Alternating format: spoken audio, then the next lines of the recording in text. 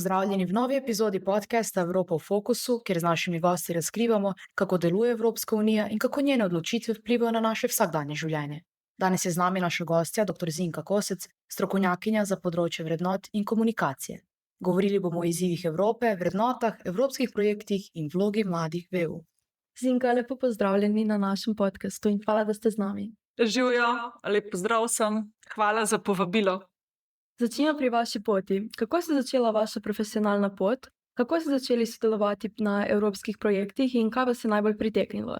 Kakšne koristi vam je to sodelovanje prineslo? Ja, to je res zelo zanimivo vprašanje, tudi jaz dostikrat razmišljam o tem. Ena taka zanimivost je, da jaz sem za izobraževanje in usposabljanje v podjetjih delala že recimo tudi prej, ampak ko recimo imaš ti nekega naročnika, ki je podjetje, oni vedno gledajo zelo ekonomsko. To pomeni, da mi lahko damo, ne vem, svoje zaposlene za 5 ur na neko usposabljanje, tudi nekje to, ko pride nekaj 5 ur, smo pripravljeni financirati, potem pa mi upamo, da bomo od teh 5 ur imeli 20% povečano produktivnost. Organizacije zelo gledajo na to, bom rekla, iz vidika dobička. Medtem ko en velik preskok se je zgodil v moji glavi, ker sem začela res delati potem na teh evropskih projektih, ker pa ni bilo tega, ampak je bilo pogled na širše dobro, na družbeno dobro. In smo lahko ljudi vključevali v projekte, v izobraževanje, v usposabljanje po 40 ur. To je bilo prvič, da sem šla iz unih 5-urnih formatov na 40-urne formate in to je drastična sprememba, ko ti lahko enega človeka, ki je zaposlen v organizaciji, ki ima neke svoje izzive, spremljaš skozi to, da stvari, ki se jih recimo na delavnicah učimo, da on lahko tudi v praksi proba. In da pride nazaj in reče: Zinka, ta del je funkcioniral, tukaj pa še nisem čisto suveren, kako pa res to do konca speljem. In v bistvu prednost res teh evropskih projektov je, da so obsežni, da v bistvu tudi trajajo. Recimo večina teh projektov, na katerih sem delala, so trajali, ne vem, 3-5 let, in se tudi v bistvu se razvijaš kot strokovnjak, ki vidiš, kaj recimo ljudje v neki branži potrebujejo, kaj v določeni starosti skupini potrebujejo in lahko to izboljšuješ. Tako da prednost predvsem je ta, da so bili bolj obsežni in da so bolj usmerjeni na človeka, ne toliko na eksplicitno na profit. Evo, če zdaj povzamem. Hvala. Katere tipe projektov ste vodili ali pri njih sodelovali in kaj so bile največje prednosti teh projektov za mlade?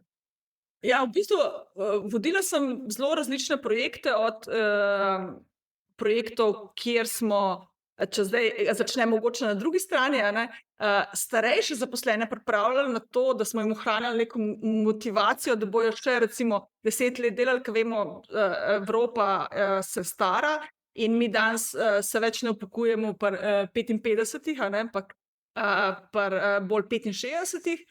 Potem pa tudi, če grem dol na mlade, pa recimo en zelo zanimiv projekt je bil, kjer ga v bistvu trenutno delam, da pripravljamo nove programe za višje šole. To pomeni, da recimo program, ki ga se zdaj učijo študentje v višjih šolah, mi prilagodimo na sodobne trende. Naprimer, na to, da se vam ne bo treba učiti stvari, ki jih lahko umetna inteligenca zelo hitro naredi.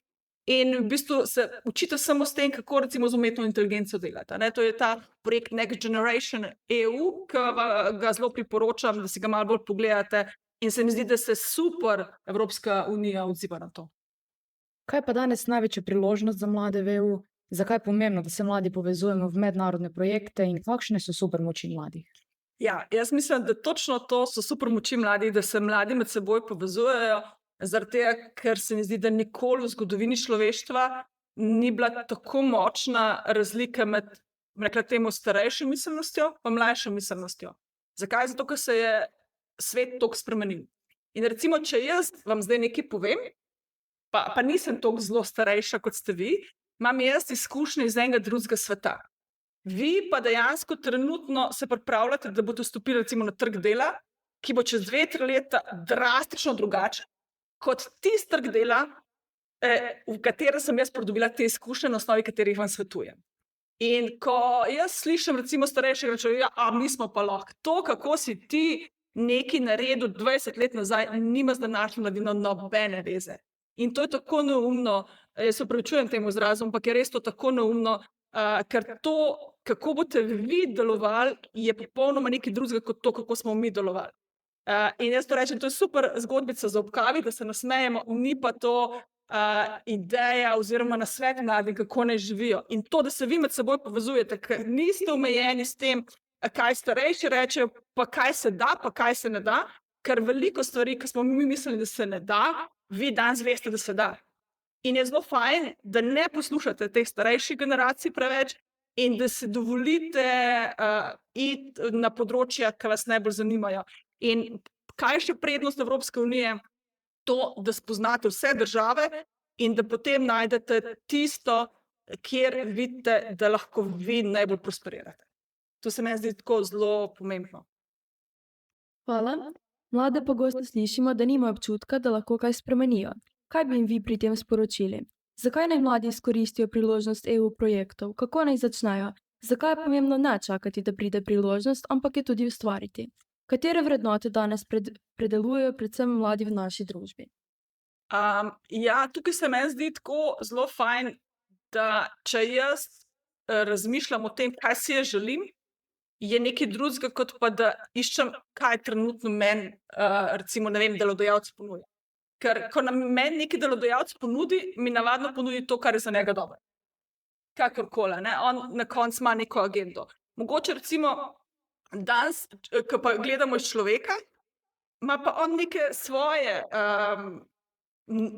kako potem narative, a ne? Torej, kaj si želi, kaj ga žene, a ne? In meni tako mi je težko, ker dostikrat pridejo ljudje iz nekih organizacij, kjer so jim 10 let govorili, kaj morajo delati, in pol me kliče direktor, pa reče, Zinka, daj pridi, pa jih malo zmotiviraj. Ja, kako jih naj jaz zmotiviram, če ste pa vi jim 10 let govorili, da naj nekaj delajo, kar jih sploh ne zanima, a ne? In tukaj ni tako eksaktnega odgovora, zdaj bomo pa to naredili, pa bo prišla Zinka, pa bomo naredili en team building, pa bo vse lepo. Ja, ne bo, a ne? Tukaj je res da sledim sam sebi. In če učem, ko smo govorili o supermoči, če učem je supermoč vaš mladih, je to, da znate biti neverjetno avtentični in da te svoje avtentičnosti ne date. In tukaj vas zelo, zelo podpiram, da ohranite to in ne dovolite, da vam rečejo, ma ne, sam veš, to pa tako ne funkcionira, ne poslušajte. Kako si vi predstavljate Evropsko unijo čez 10 let? To je zelo, zelo zahtevno vprašanje, ker dejansko včasih smo res spraševali, kako bo čez 10 let, danes pa vidimo, da se stvari spreminjajo zelo drugače.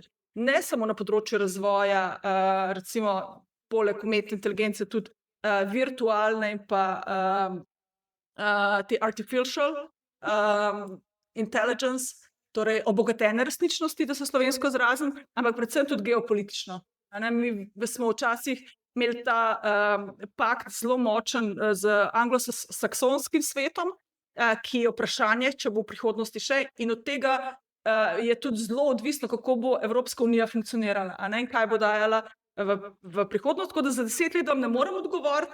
Zagotovo pa vam lahko odgovorim, da trenutno je zelo močno področje okrevanje in odpornost.